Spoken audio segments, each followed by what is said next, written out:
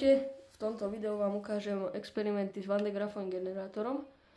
Dole je zdroj 12V, elektromotor a tuto máme pančuchový remeň.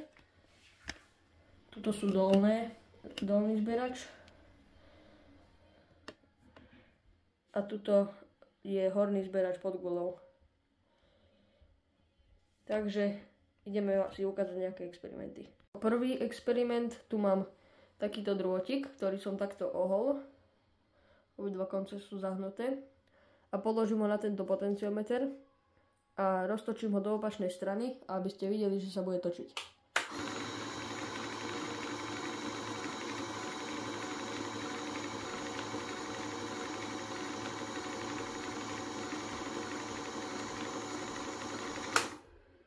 Druhý experiment, tu mám takéto formy na mafíny a keďže táto guľa by mala byť nabitá pozitívnymi elektrónami, tak sa budú tieto formy odpudzovať od seba.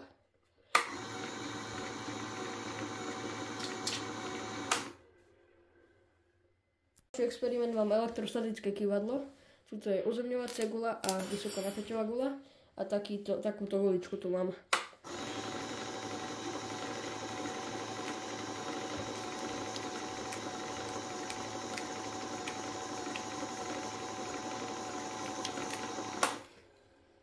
Posledný experiment som si zastrel, aby bolo pekne vidieť výboje.